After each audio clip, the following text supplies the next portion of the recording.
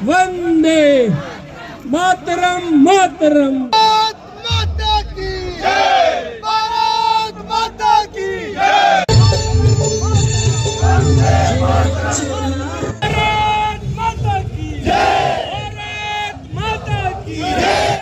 Army जिंदाबाद। मातरम मातरम। वंदे मातरम मातरम मातरम। वंदे मातरम मातरम मातरम। वंदे मातरम। देखिए operation सिंदूर, क्योंकि ये आपने देखा कि पहलगाम में जो हत्या हुई है, जो नरसंहार हुआ है, उन्होंने धर्म पूछ के मारा और उन्होंने बहनों के सामने उनके सुहागों को निशाना बनाया, उन्होंने उनके बच्चों को निशाना बनाया। यानी कि उन्होंने सिर्फ मेल को टारगेट किया है और युवा को टारगेट किया, ना उन्होंने बुजुर्ग को टारगेट किया, ना बच्चों को, ना औरतों को। तो और उन्होंने एक, जब आपने देखा होगा वीडियो में, जब एक महिला ने कहा कि भाई आपने मेरे पति को मार दिया तो मुझे भी मार दो, तो उसने बोला जा कर के मोदी को बोलो। तो वो बात उन तक पहुंच गई जैसा उन्होंने संदेश दिया था, और मोदी ने भी बता दिया तो ठीक है, अगर आपने हमें संदेश दिया तो इसका हम जवाब भी आपको आपकी ही ज़ुबान में देंगे। देखा कि ऑपरेशन सिंदूर के तहत भारतीय सेना, भारतीय जवानों ने, इंडियन एयरफोर्स ने किस प्रकार से, मुझे लग रहा है कि शायद ये पहली बार ऐसा होगा कि पाकिस्तान के अंदर घुस करके आतंकवादी ठिकानों को ध्वस्त करने का काम किया है। जो पाकिस्तान ये समझता था कि भारत ज़्यादा से ज़्यादा जो है वो निंदा कर सकता है, लेकिन पहले भी हम लोगों ने एयर स्ट्राइक्स की, लेकिन वो POJK में की।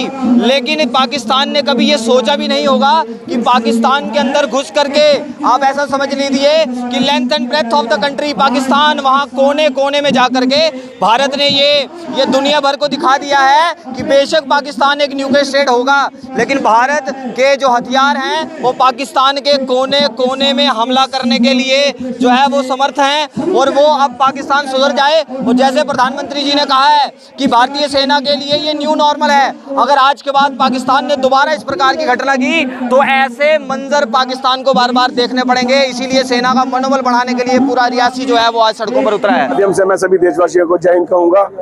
आप सब जानते हैं जिस तरह पाकिस्तान ने आतंकवाद को बढ़ावा देते हुए पहलगाम में निहत्थे हमारे देशवासियों पर धर्म पूछकर उनका कत्लेआम किया, और उसके बाद माननीय प्रधानमंत्री जी ने आर्मी को फ्री हैंड दिया और ऑपरेशन सिंदूर चलाया गया।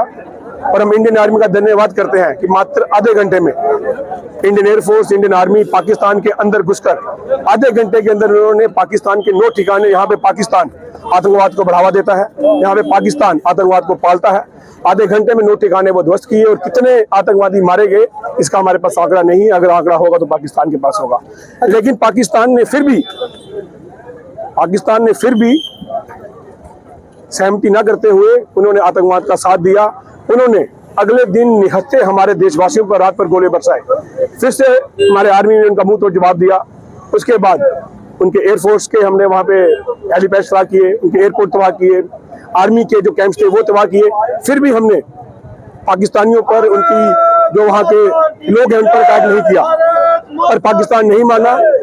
पर इंडियन आर्मी ने जो अपना काम किया, पूरा देश, ये कोई पॉलिटिकल रैली नहीं है, सब लोग इकट्ठे होकर ऑपरेशन सिंदूर जो हमने कामयाबी की है, आज इंडियन आर्मी ने कामयाबी की है, इंडियन आर्मी का धन्यवाद करते हैं। जिस तरह इंडियन आर्मी 24 घंटे बॉर्डर पर खड़े हुए हमारे देशवासियों की रक्षा करती है, उसके चलते हुए वो अपना परिवार छोड़कर बॉर्डर पे होते हैं और हमारा पूरा देश चैन की नींद सोता है। पर जब समय आया उन्होंने पाकिस्तान को मुंह पे जवाब दिया, तो पूरे देश भर में ऑपरेशन सिंदूर को जो हमें इंडियन आर्मी को कामयाबी मिलती है, उसके सम्मान में इंडियन आर्मी को धन्यवाद करने के लिए रैली निकाली गई है। आज जिला हेडक्वार्टर में जिनाना पार्क से लेकर काबा चौक तक तिरंगा रैली निकाली गई, और आप देख सकते हैं हर समाज, हर धर्म, हर जाति, सब लोग यहाँ आए हुए थे, और मैं सबका धन्यवाद करूंगा। देखिए ऑपरेशन सिंदूर, जैसे आपने बताया कि 22 अप्रैल को हमारे 26 निहत्थे जो पर्यटक थे पहलगाम में, आतंकवादियों ने उनके बच्चों के सामने गोलियां मार करके उन्हें हलाक किया, शहीद किया। उसके रिस्पांस में भारत ने एक मुंह तोड़ जवाब पाकिस्तान को उसके घर में घुस करके जैसे आह्वान किया था हमारे देश की फौजों ने, देश के हमारे राजनीतिक के ईश्वर शक्ति ने उसमें फैसला करके किया था। उसके रिस्पांस में आप देख रहे हैं कि उसके बाद जितने भी घटनाक्रम हुए हैं, पूरे विश्व ने इसको सराहा है कि भारत की ये जो कार्रवाई थी ये लामिसाल थी, इसकी कोई मिसाल ढूंढने में नहीं मिलती है। जितने सटीक तरीके से भारत ने हमले किए और कोई सिविलियन कैजुअलिटी जो है वहाँ पे नहीं हुई, किसी किस्म का कोई कोलैटरल डैमेजेस को बचाते हुए प्रिसिशन मेजर्ड कैलिब्रेटेड, जिसका नाम दिया गया, पूरा नापा तुला जो रिस्पांस पहले भी 6 और 7 तारीख की जो रात को भी और 9 और 10 मई की रात को भी, तो ये सारी दुनिया के लिए एक भारत ने मिसाल कायम की है। उसके साथ अगर कूटनीतिक तौर पे भारत ने जो फैसले लिए हैं ये मैं समझता हूँ कि ऐतिहासिक हैं। 1959-60 में ये जो इंडस वाटर ट्रीटी होती है, जिसमें 60% पानी जो है भारत का वो पाकिस्तान को दे दिया जाता है, और यहाँ पे आए दिन हम देखते हैं कि अपने जम्मू कश्मीर में या देश के बाकी हिस्सों में कितनी पानी की किल्लत है। लेकिन हमने कहा कि ठीक है, उस वक़्त की सरकारों ने, उस वक़्त के जो हमारे देश के नेतृत्व था, उन्होंने अगर फैसला किया है तो हमें सर माथे पर। लेकिन अभी की जो सरकार है, ये सरकार बड़ी इन चीज़ों को लेकर के बहुत सीरियस है, और उन्होंने कहा कि ये खून और पानी इकट्ठा नहीं बहेगा भाई साहब। ये जो बात आप करते हैं कि बात भी करो हमारे साथ, आपके साथ हम एक अप्रत्यक्ष रूप से युद्ध भी लड़ रहे हैं, ये भी चलेगा ना। ट्रेड और टैक्स चलेंगी, ना खून और पानी इकट्ठा बहेगा।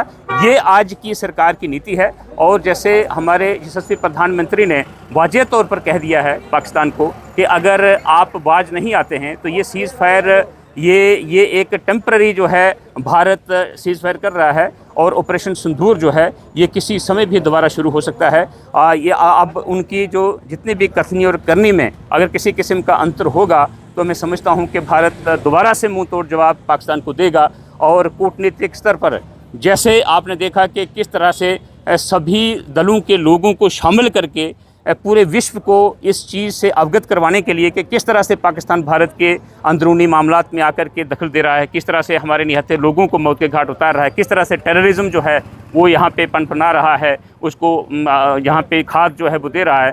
तो इससे हम समझते हैं कि पाकिस्तान जो है वो समझेगा, भारत किसी भी जान, चाहे वो अपनी हो या उनकी हो, उसकी कीमत समझता है, उसकी कदर समझता है।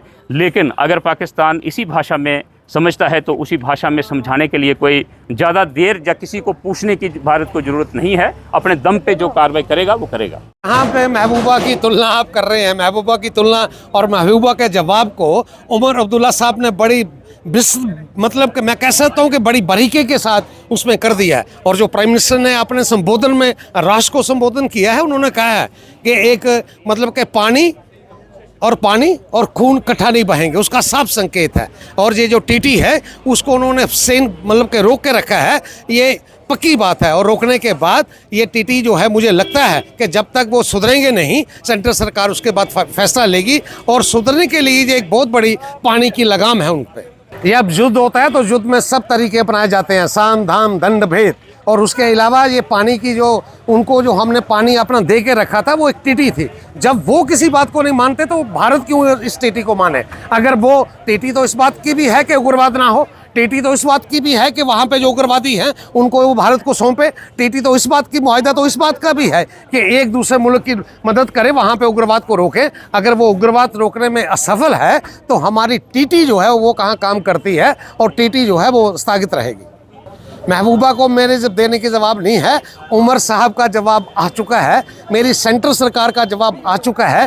कल का ही बयान जो है जयशंकर जी जो हमारे फॉरेन मिनिस्टर हैं उनका जवाब आ चुका है। बड़ी सीधी सी बात है।